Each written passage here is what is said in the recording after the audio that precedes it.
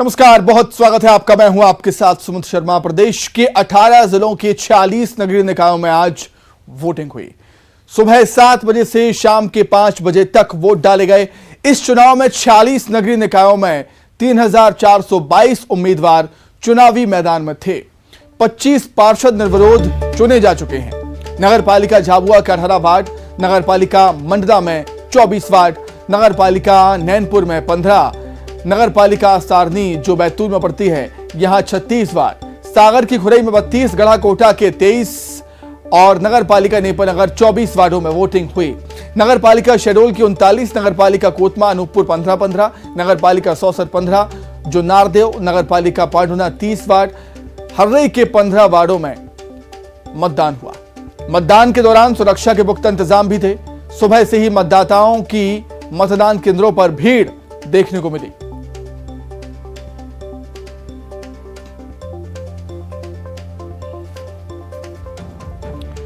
तो वोटिंग खत्म हो चुकी है, इंतजार है नतीजों का। 30 सितंबर को नतीजे आएंगे, साफ हो जाएगा 18 जिलों में किसकी सरकार। चलिए अधिक जानकारी के लिए सीधे भोपाल का रुख कर लेते हैं। शैलेंद्र सिंह भदौरिया हमारे साथ जुड़ गए इस समय राजधानी भोपाल से। शैलेंद्र, शहर का संग्राम खत्म हो चुका है, प्रत्याशियों की किस्मत ईवीएम में कैद हो चुकी है। 30 सितंबर को साफ हो जाएगा कि 18 जिलों में किसकी सरकार रहेगी। जो प्रतिशत था कितना रहा वोटिंग का, शैलेंद्र? देखिए, अभी फाइनल डेटा आना बाकी है, लेकिन अधिकांश इलाकों की अगर बात करूं, चाहे मंडला की बात करूं, झाबुआ अलीराजपुर की बात हो या फिर बालाघाट जैसे दूरगामी इलाकों की बात हो, हर जगह जो है बम्पर वोटिंग देखने को मिली। लगभग 70 से 80% वोटिंग जो अधिकांश इलाकों में दर्ज हुई है। जो 5 बजे तक का आधिकारिक आंकड़ा आया था उसके अनुसार अधिकांश जिलों में 70 से 75 के आसपास वोटिंग हुई। ये वोटिंग प्रतिशत बताता है कि अपना जनप्रतिनिधि चुनने के लिए जनता में किस तरीके का उत्साह था। जिस तरीके से पिछले दिनों जब मध्य प्रदेश में नगरीय निकाय चुनाव हुए थे और कई इलाकों से इस तरह की खबरें आई थी कि बीएलओ के द्वारा सही समय पर पर्ची नहीं पहुंचाई गई या फिर एंड टाइम पर कुछ मतदाताओं के जो है मतदान केंद्र बदल दिए गए थे, जिसको लेकर कई तरह की परेशानियों का आम मतदाता को सामना करना पड़ा और वोटिंग प्रतिशत भी कम रहा था। इसको लेकर सत्ता पक्ष बीजेपी और विपक्ष कांग्रेस ने दोनों ने ही जाकर निर्वाचन आयोग में शिकायत की थी और उसी से शायद सबक लेते हुए इस बार जो है वो बेहतर इंतजाम किए और उसी का परिणाम ये देखने को मिला कि 18 जिलों के जो 46 नगर परिषद के जो चुनाव थे, जिसमें 17 नगर पालिका और 29 नगर परिषद है, उन पर जो मतदाता थे उन्होंने बढ़ चढ़कर हिस्सा लिया है। हालांकि इस जो बढ़े हुए मतदान को लेकर अब राजनीतिक जो पंडित हैं वो अपना अपना दावा पेश करने लगे हैं। अगर बीजेपी की बात करूं तो उनका ये कहना है कि बढ़ा हुआ मत प्रतिशत ये बताता है कि किस तरीके से आम जनता के लिए जो प्रदेश सरकार की योजनाएं चलाई जा रही हैं उसका उनको लाभ मिल रहा है और वो बढ़ चढ़कर हिस्सा ले रहे हैं। वही अगर 30 सितंबर को शैलेंद्र साफ हो जाएगा कि किसके दावों में कितना दम। बहुत धन्यवाद आपका। आगे बढ़ेंगे। उज्जैन में पहली बार शिवराज कैबिनेट की बैठक हुई। बाबा महाकाल की अध्यक्षता में कैबिनेट बैठक हुई, क्योंकि उज्जैन के राजा केवल एक ही हैं, वो हैं बाबा महाकाल। इस बैठक में कई अहम फैसलों को मंजूरी मिली है। महाकाल कॉरिडोर को अब महाकाल लोक के नाम से जाना जाएगा। उज्जैन में हुई शिवराज कैबिनेट की बैठक में कई अहम फैसले लिए गए। इस बैठक की अध्यक्षता बाबा महाकाल ने की। बैठक में महाकाल कॉरिडोर के नए नाम को मंजूरी मिली। अब महाकाल कॉरिडोर महाकाल लोक के नाम से जाना जाएगा। वहीं दूसरा फैसला उज्जैन हवाई पट्टी के विस्तारीकरण का लिया गया। उज्जैन बैंड में 36 नए पदों को मंजूरी दी गई। क्षिप्रा को साफ रखने के प्रोजेक्ट को मंजूरी दी गई। इसके अलावा कई और अहम फैसलों पर मुहर लगी। वहीं 11 अक्टूबर को उज्जैन में स्थानीय अवकाश घोषित किया गया है। महाकाल कॉरिडोर के उद्घाटन पर उज्जैन की जनता भी भव्य आयोजन में शामिल हो सकेगी। आज जो पहला फैसला हुआ, जो कॉरिडोर नया बना है उसके नामकरण का हुआ। अब वो स्थान महाकाल लोक के नाम से जाना जाएगा। अभी तक जो हवाई पट्टी है वो 1070 मीटर की है, जो काफी छोटी है। क्या 41 करोड़ भूअर्जन के लिए और 39 करोड़ उसके विकास के लिए। वो जो पुलिस का बैंड है उज्जैन में वो काफी छोटा है। 10-11 लोग हैं, उसमें भी सी एक दो आगे पीछे हो जाए तो सेटअप बिगड़ता है। तो ऐसे 11 वो मिला के 36 और मतलब 47 पदों का एक बैंड बने। वो छिपरा मैया अविरल और कलकल 12 माह बहती रहे, इसके लिए एक प्रोजेक्ट बनाने की सैद्धांतिक सहमति दी गई है। कैबिनेट की बैठक में पीएम मोदी के उज्जैन दौरे पर भी चर्चा हुई। इसके अलावा मध्य प्रदेश के 22 जिलों में जल जीवन मिशन के लिए भी विशेष प्रावधान करने का फैसला हुआ।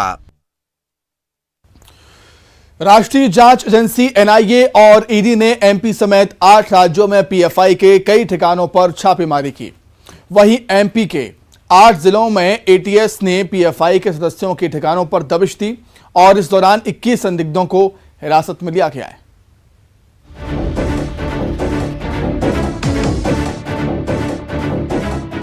एटीएस ने सोमवार रात भोपाल, उज्जैन, इंदौर सहित 8 जिलों में पीएफआई सदस्यों के ठिकानों पर रेड की। जांच एजेंसी ने 21 संदिग्धों को हिरासत में लिया है।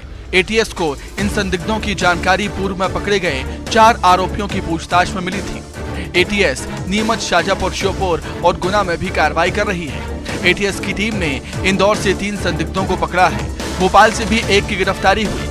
पीएफआई का पाकिस्तान कनेक्शन भी मिला है। वहीं भोपाल में पीएफआई के एसडीपीआई ऑफिस में जिहादी मीटिंग होती थी।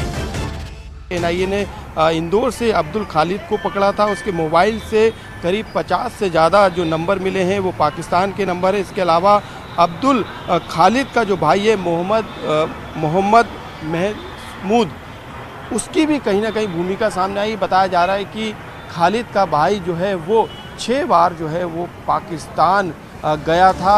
2 महीने पहले ही ये ऑफिस खुला है। स्थानीय लोगों के मुताबिक 20 लोग एक साथ यहाँ मीटिंग करते थे। उन्होंने इस दफ्तर को किराए पर दिया है। बाहरी हिस्से में सीसीटीवी भी लगाए गए हैं। इसे राजनीतिक पार्टी का दफ्तर बताया जाता था।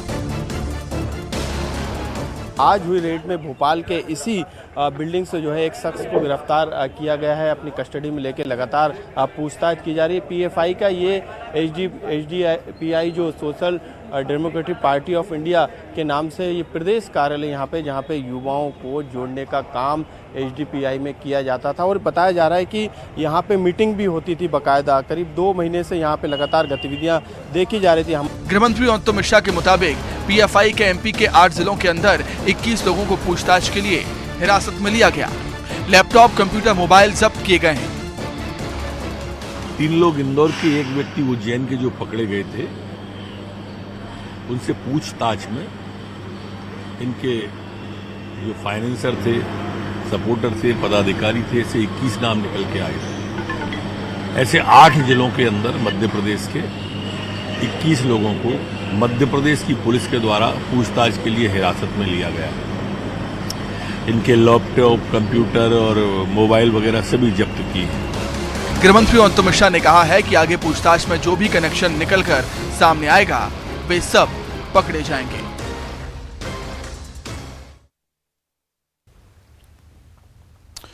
पूर्व मुख्यमंत्री और पीसीसी चीफ कमलनाथ नर्मदापुरम पहुंचे, जहां उन्होंने राज्य सरकार पर जमकर निशाना साधा। पीसीसी चीफ कमलनाथ आज नर्मदापुरम दौरे पर रहे, जहां उन्होंने सेक्टर मंडल की बैठक ली। इसके बाद यहां एक जनसभा को संबोधित किया। इस दौरान कमलनाथ प्रदेश की बीजेपी सरकार पर जमकर बरसे। कमलनाथ ने कहा कि ये विजन की नहीं, टेलीविजन की सरकार है और इसे बदलने की जरूरत है।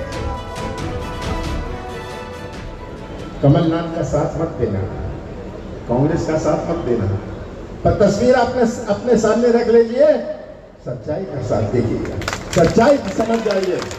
और सच्चाई में क्या नहीं दिखेगा आपको, क्या नहीं दिखेगा आपको सच्चाई में? महंगाई होए, किसानों की पीड़ा होए, नौजवान बेरोजगार होए, ये सब बातें जो आपको दिखेंगी, इसकी आपकी जिम्मेदारी है कि आप होशंगाबाद के भविष्य का सुरक्षित रखें। साथ ही कमलनाथ ने कांग्रेस कार्यकर्ताओं को एकजुट होकर पार्टी के लिए काम करने की बात कही और मिशन 2023 में जुट जाने की नसीहत दी।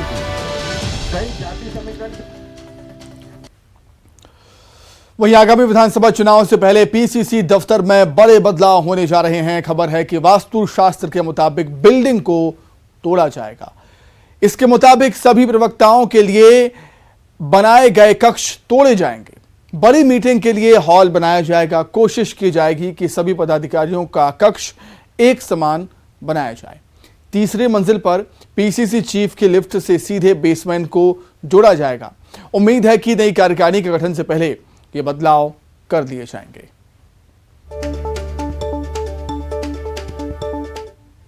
के पहले किसी भी पार्टी के कार्यालय में भी और वर्किंग में भी बदलाव होना चाहिए, जिससे चुस्त दुरुस्त मैदान में उतरे। शिवपुरी में नगर पालिका परिषद के पहले सम्मेलन में जमकर हंगामा हुआ। देखिए, शिवपुरी में नवगठित नगर पालिका परिषद के पहले सम्मेलन में जबरदस्त हंगामा हुआ।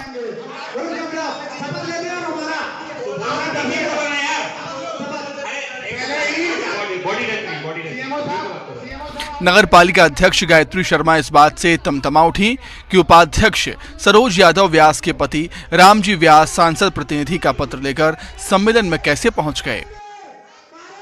बीजेपी दफ्तर पहुंचकर आपत्ति जताते हुए अध्यक्ष के सामने ही गायत्री शर्मा बोल उठी। उसकी किस्मत अच्छी थी, नहीं तो वो थप्पड़ जड़ देती।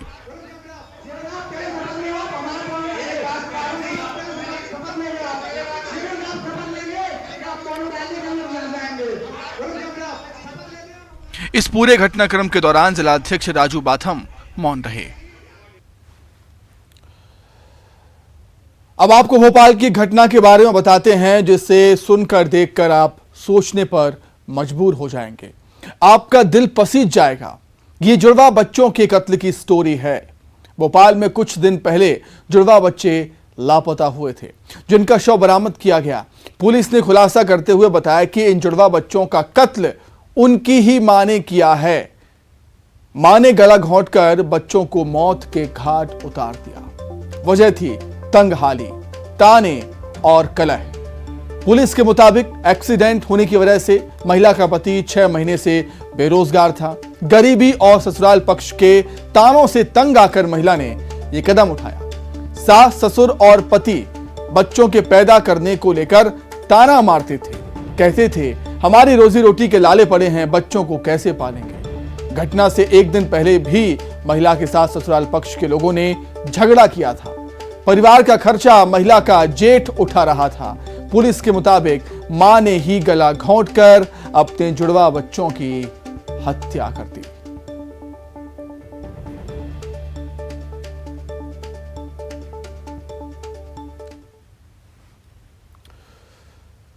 वहीं मुरैना में सरायचोला थाना पुलिस ने चेकिंग के दौरान मिलावटी दूध बनाने वाले ग्लूकोज पाउडर की 60 बोरियां बरामद की हैं। ये पाउडर धौलपुर से मुरैना के दिमनी ले जाए जा रहे थे। दीपक अग्रवाल नाम का शख्स इसका व्यापार करता था। वो इसे मिलावटी दूध बनाने वालों को बेचा करता था। बहरहाल पुलिस ने खाद्य विभाग के अधिकारियों को बुलाया है और पाउडर के सैंपल लेकर दीपक के खिलाफ एफआईआर दर्ज कराई। सरायचोला पर धौलपुर से एक गाड़ी आ रही थी, जिसको सरायचोला थाना पुलिस ने उसको पकड़ा, जिसमें ड्राई ग्लूकोज सिरप पाउडर के 60 कट्टे थे, जो दूध में मिलावट के लिए यहाँ विक्रय किए जाते थे। कृष्णा अग्रवाल द्वारा वो लाए जा रहे थे। उसका सैंपल लिया गया है और मिलावट को बढ़ावा देने के उसमें है, तो उसके विरुद्ध प्राथमिकी दर्ज कराई गई। किस तरह के केमिकल? वो ग्लूकोज डाइट सिरप था, जो दूध में मिलाने के लिए काम आता है और इसलिए यहाँ विक्रय किया जाता है। राष्ट्रीय पर्यटन पुरस्कार 2018-19 में एक बार फिर मध्य प्रदेश का परचम लहराया है। विश्व पर्यटन दिवस के मौके पर केंद्रीय पर्यटन मंत्रालय ने मध्य प्रदेश को 8 विभिन्न श्रेणियों में राष्ट्रीय पर्यटन पुरस्कार दिए।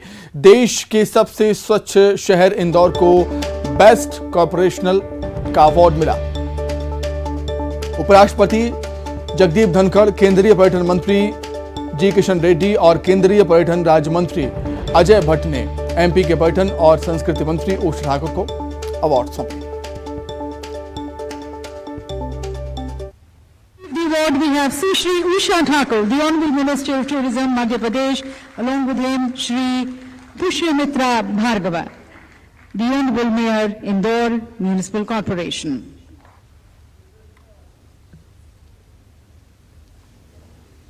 And to receive the award, we have Shri Usha Thakur, the Honorable Minister of Tourism, Madhya Pradesh. महिलाओं पर अत्याचार और अपराध के बीच एक अच्छी पहल की शुरुआत हुई है। क्राइम अगेंस्ट वुमेन की हैप्पीनेस थीम के साथ पीड़ित महिलाओं ने गरबा डांस कर अपना दुख दर्द साझा किया। ये वो महिलाएं हैं जिन्हें उनके पति या परिवार ने छोड़ दिया है। इसके जरिए समाज में मौजूद नारी के विरुद्ध विकृत मानसिकता को दूर करने का भी प्रयास है। संदेश ये भी है कि चाहे समाज कितना भी सता ले, किसी बहाने हम खुश तो रह ही सकते हैं।